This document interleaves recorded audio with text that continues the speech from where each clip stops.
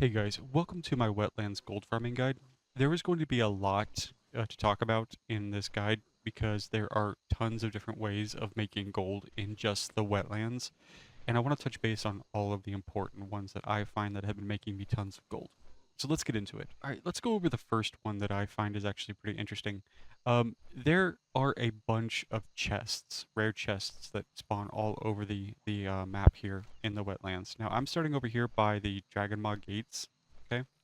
But I'm going to show you each and every location that a chest could spawn, okay? At least that I know of. Okay, so one could spawn right here by this wheel. I believe one can spawn here, usually by these wreckage areas for these Dragon Maw vehicles and whatnot.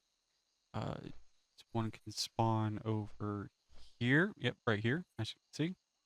So just dismount and now what these chests offer you are things like this, like the feet of the lynx, and stuff like that. They all have different rares that drop out of them every time you loot them, right? And they all sell for quite a bit of gold.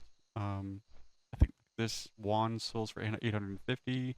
These feet sell for 170 gold, There may be some of these items that don't sell for quite a bit, like maybe this razor edge it says it sells for 27 gold. I mean, who knows? Until you get to the auction house and do a scan and stuff like that, you really don't know the true price until you get it on the auction house. But one can spawn here, I believe, and then we start getting into the um, flying around. Sorry this takes a little bit. Like I said, there's a lot to cover in this guide, and I don't have fast flying on this character yet. But like I said, I literally just made a Death Knight on this. I got to 58 out of the tutorial zone, did a couple 5-bans, got to 60, picked up the slow flying, and got Death and Decay, and came out here. This tune is literally only going to be here for farming the wetlands. I don't have any other kind of plans for it.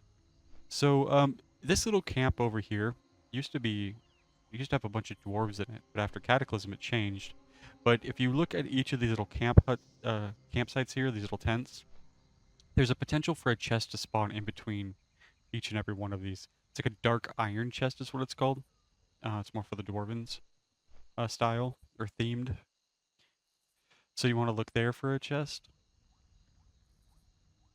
We're gonna come up over here.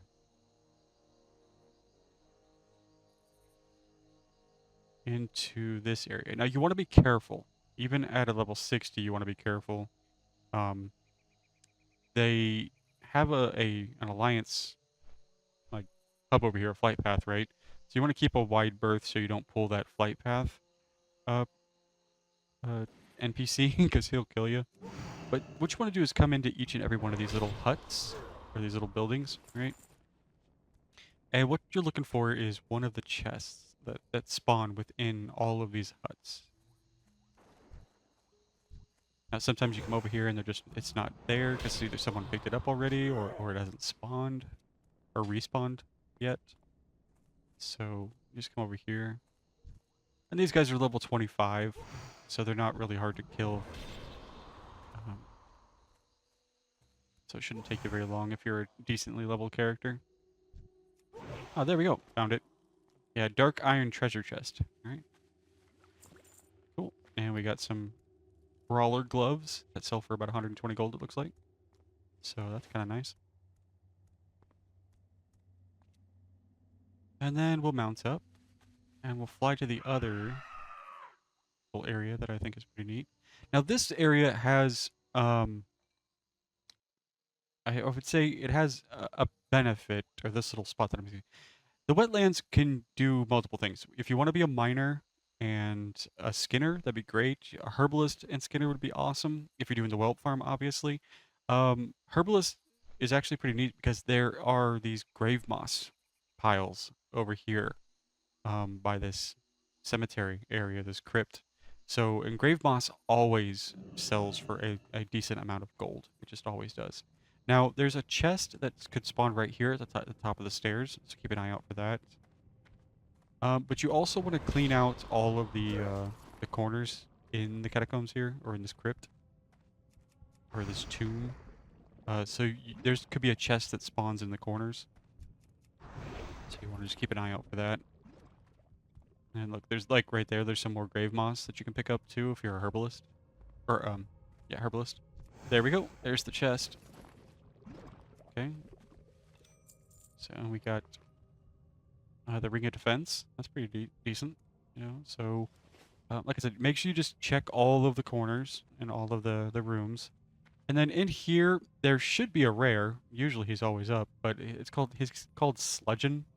He has a chance to drop some greens or something like that that you can get. Uh, but yeah, make sure you just check all this tomb, this entire tomb, so you don't miss out on that chest that could potentially spawn there. Not saying it always spawns, but then we're gonna go over here. We're gonna come down from Dunmore and then come straight down here to the Wellerars Retreat or something. Just gonna fly over here to the west, or I mean south, but is what I mean. But okay, now if you fly up this way, I mean, as you can see, there's plenty of like ore nodes and stuff that you can pick up if you're a miner. But I still think skinning and herbalism will probably be pretty nice. There could be a rare that spawns here that could drop a decent item, a green item for you.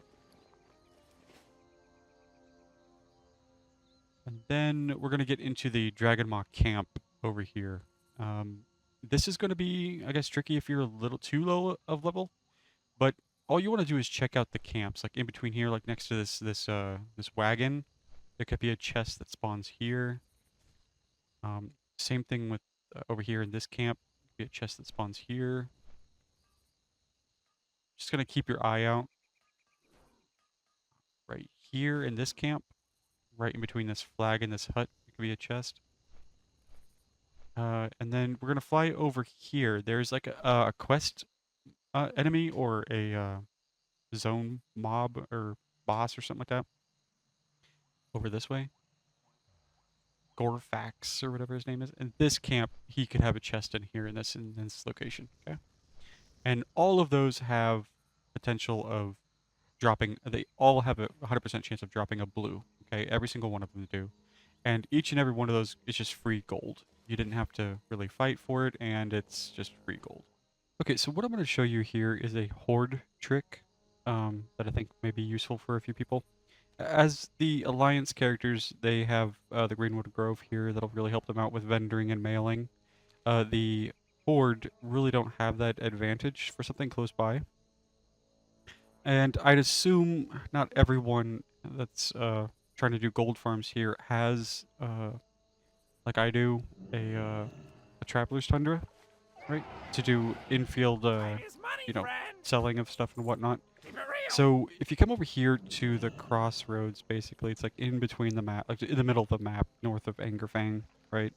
West of the Greenwood Grove. There's a goblin here called Kixie or something. He can sell all of your stuff. He's a neutral vendor. So if you're a Horde character, you want to use him to clean out your bags, okay?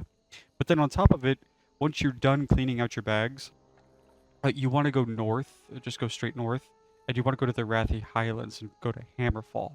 That's going to be your closest area to, or your closest mailbox for you to sell or send stuff to your bank alt. Okay, so make sure you remember that.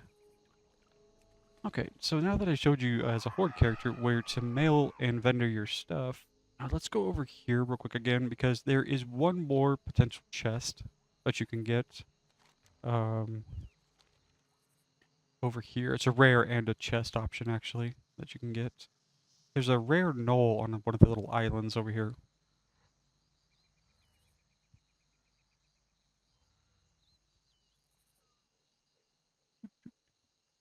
I really wish I had fast flying on this character. Sorry about this, guys, but just haven't spent the money on it.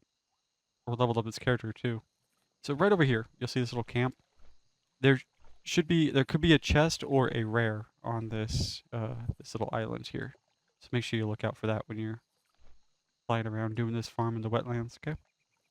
Now we're gonna head over to where we started the video, and I'm just gonna explain to you really quickly on what you need to be doing over here to do the tiny tiny crimson farm, whelpling farm. This is going to make you a ton of gold. Okay, so this group right here, this group over here, and this middle group here in this section are instant respawning enemies. They like to fight each other, kill each other off, and then they just keep on coming back, right? Um, Even though they're instant respawns, they still have the chance to drop the whelp, okay? Not to mention, look at my bags. I'm full of, like, almost full of greens and stuff like that, right? I've deleted a bunch of stuff and disenchanted some things, but they have a chance to drop cloth. You can skin the ebon slave hunters for leather. You're gonna get just a bunch of just random greens and blues and stuff like that. So definitely you want to make sure you just come over here. This is the fastest way to farm the crimson whelpling, okay? And I just want to show you real quick through my ledger is my sales for the crimson um, whelpling.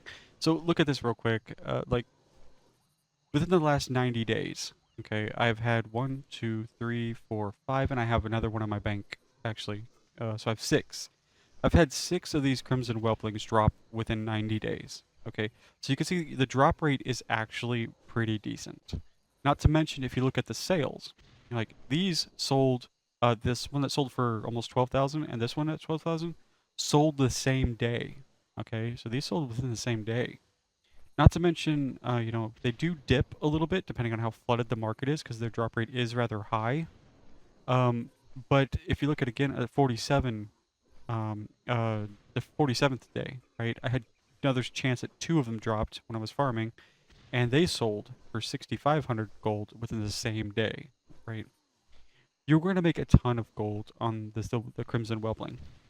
Okay, and this is the best way to farm it. Group up all of this stuff into a pile and just keep on killing it and killing it and killing it. Looting, going back to that goblin to vendor, or using your trader, your tender's mount, and then until you get one to drop. I do want to recommend though, like I did with my winter spring guide, is don't sit here for 8 hours farming, right? I'd say maybe pop on a movie, a little YouTube video or something like that, maybe between 10, 15, 20 minutes or something like that, right? Is probably what I would do, is sit out here and farm. But if you have nothing better to do and you just want to throw on a movie, like a 2-hour movie or something like that, and farm out here, you're gonna get one eventually to drop pretty quickly. It's not like the Azure Whelpling drop rate chances. You're gonna get one to drop. So, but yeah, I hope this really helps you out and helps you make a bunch of gold out here in the wetlands. Thanks for watching. Until the next video.